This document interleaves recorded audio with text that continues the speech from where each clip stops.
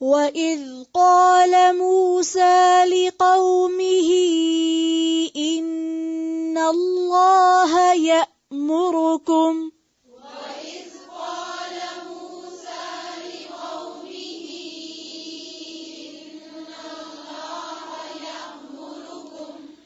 وَإِذْ قَالَ مُوسَى لِقَوْمِهِ إِنَّ اللَّهَ يَأْمُرُكُمْ أَن تَذْبَحُوا بَقَرَةً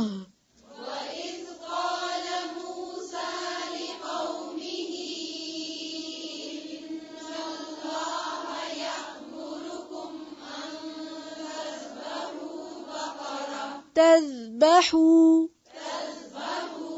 ہا پیش اور آگے کیا ہے؟ اس واو کو بھی پڑھیں گے پھر سے ان تذبحوا بقرہ پھر سے وَإِذْ قَالَ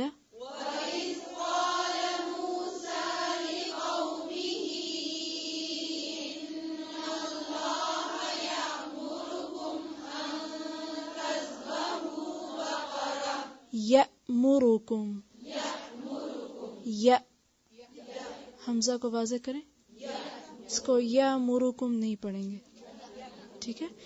یأمرکم ان تذبحوا بقرہ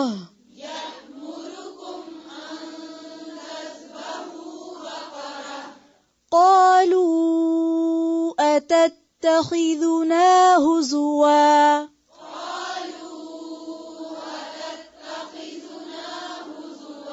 جی اتتخذونا نہیں ہے، ذال کے آگے واو نہیں ہے، ٹھیک ہے؟ صرف پیش ہے تو اس کو لمبا نہیں کھینچیں گے.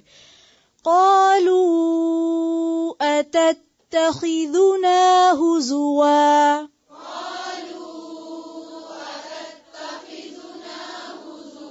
پھر سے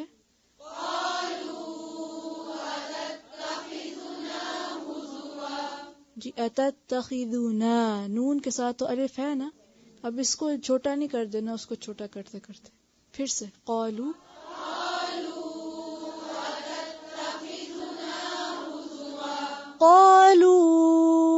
اتتخذنا ہزوا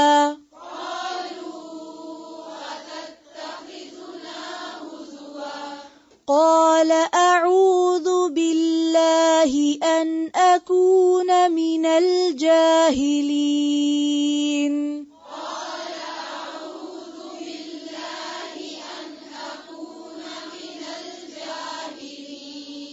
قال اعوذ باللہ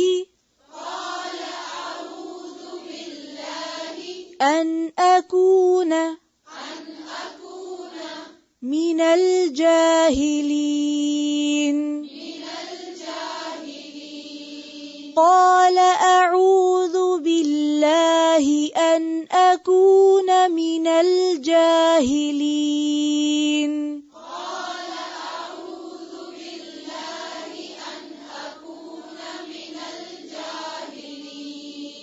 ان اکون جی اکونا نہیں پڑھیں گے، اکونا پھر سے قال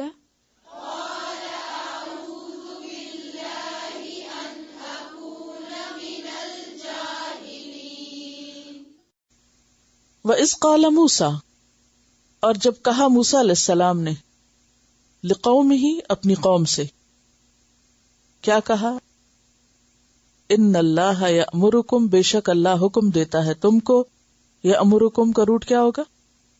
امر سے، ان تذبحوا کہ تم ذبح کرو، ذبح تذبحوا کا روٹ کیا ہے؟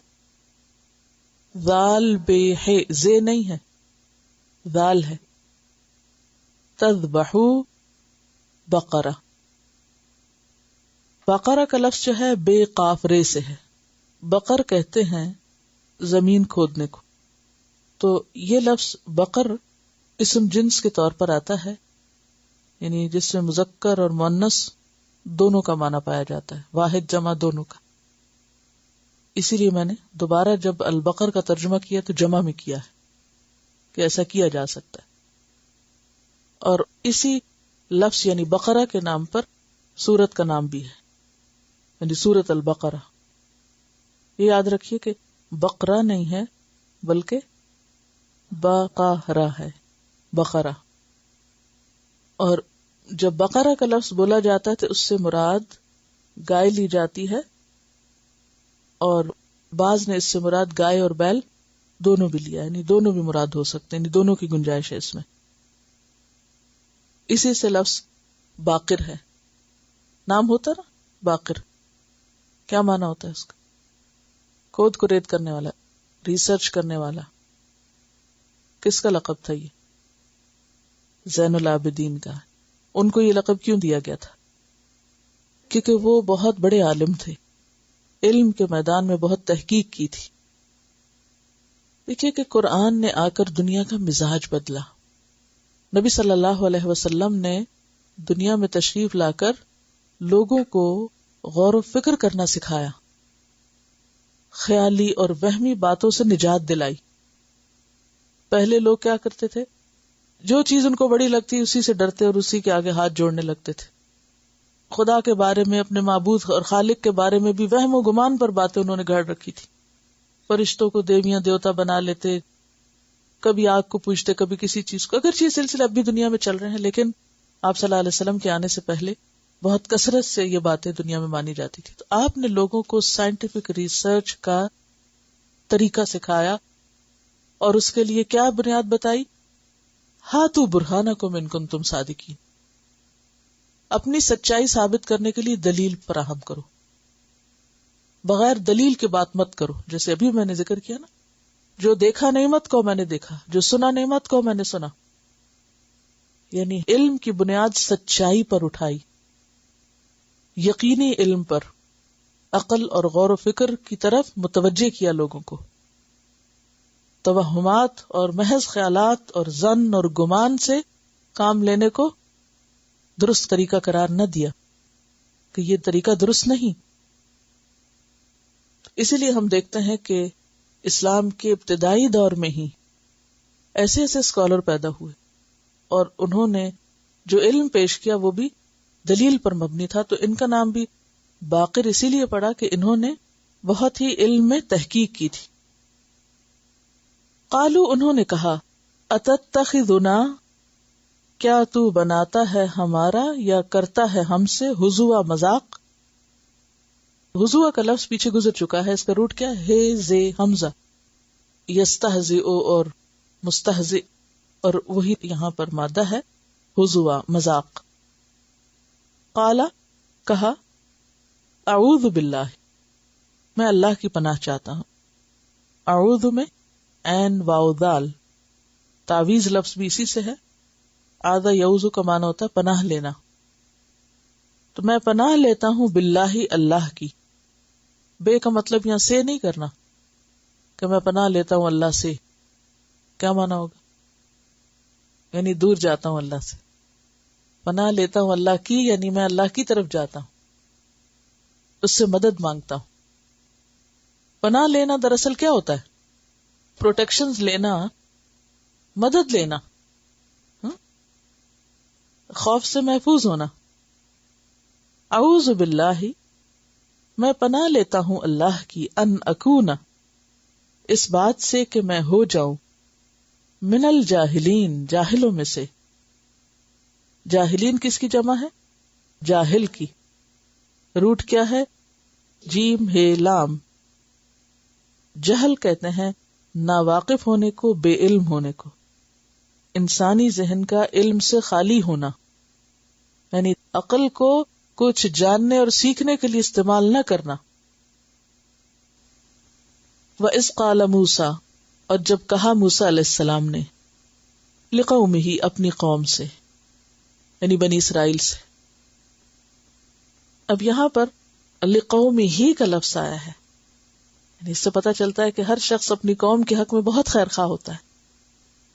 تو موسیٰ علیہ السلام بھی خیر خواہی کا حق ادا کر رہے ہیں کہ اپنی قوم سے کہا، اپنے لوگوں سے کہا، ان اللہ یأمرکم، بے شک اللہ تم کو حکم دیتا ہے، ان تذبحوا بقرہ، کہ تم کوئی گائے ذبح کرو. قالو، انہوں نے کہا، اتتخذنا ہزوا، کیا تم ہمارا مذاق بناتے ہو؟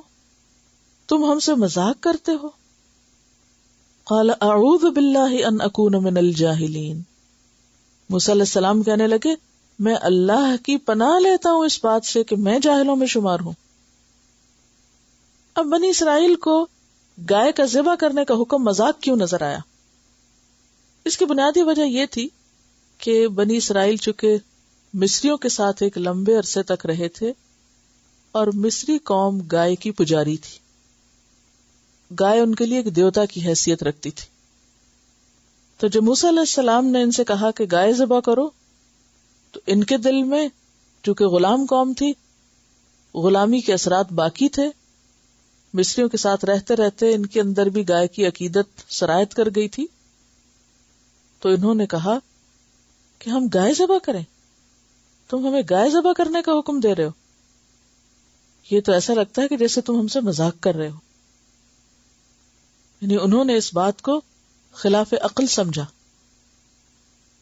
موسیٰ علیہ السلام کا جواب بڑا اہم ہے.